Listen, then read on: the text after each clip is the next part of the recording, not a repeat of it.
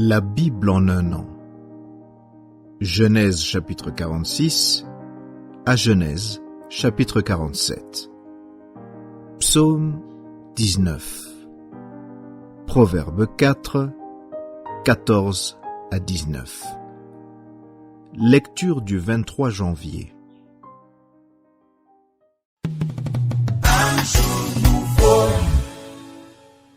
Matthieu chapitre 15, versets 1 à 28. Alors des pharisiens et des scribes vinrent de Jérusalem auprès de Jésus et dirent : Pourquoi tes disciples transgressent-ils la tradition des anciens ? Car ils ne se lavent pas les mains quand ils prennent leur repas. Il leur répondit : Et vous, pourquoi transgressez-vous le commandement de Dieu au profit de votre tradition ? Car Dieu a dit : Honore ton père et ta mère. Et celui qui maudira son père ou sa mère sera puni de mort. Mais vous dites : Celui qui dira à son père ou à sa mère : Ce dont j'aurais pu t'assister est une offrande à Dieu, n'est pas tenu d'honorer son père ou sa mère. Vous annulez ainsi la parole de Dieu au profit de votre tradition. Hypocrite! Ésaïe a bien prophétisé sur vous quand il a dit : Ce peuple m'honore des lèvres, mais son cœur est éloigné de moi. C'est en vain qu'il m'honore, en enseignant des préceptes qui sont des commandements d'hommes. Ayant appelé à lui la foule, il lui dit : Écoutez et comprenez. Ce n'est pas ce qui entre dans la bouche qui souille l'homme, mais ce qui sort de la bouche.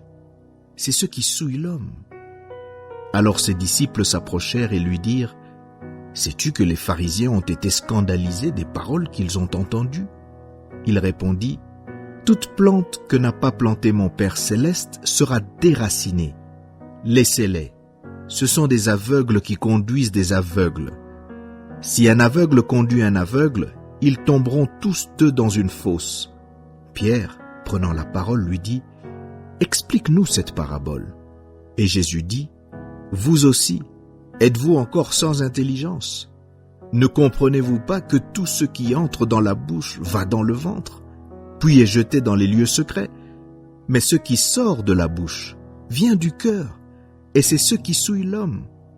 Car c'est du cœur que viennent les mauvaises pensées, les meurtres, les adultères, les impudicités, les vols, les faux témoignages, les calomnies. Voilà les choses qui souillent l'homme. Mais manger sans s'être lavé les mains, cela ne souille point l'homme. Jésus, étant parti de là, se retira dans le territoire de Tyr et de Sidon.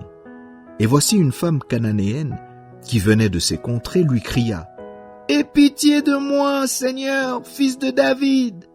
Ma fille est cruellement tourmentée par le démon. Il ne lui répondit pas un mot. Et ses disciples s'approchèrent et lui dirent avec instance : Renvoie-la, car elle crie derrière nous. Il répondit : Je n'ai été envoyé qu'aux brebis perdues de la maison d'Israël. Mais elle vint se prosterner devant lui, disant : Seigneur, secours-moi. Il répondit : Il n'est pas bien de prendre le pain des enfants et de le jeter aux petits chiens. Oui, Seigneur, dit-elle, mais les petits chiens mangent les miettes qui tombent de la table de leur maître. Alors Jésus lui dit : Femme, ta foi est grande, qu'il te soit fait comme tu veux. Et à l'heure même, sa fille fut guérie.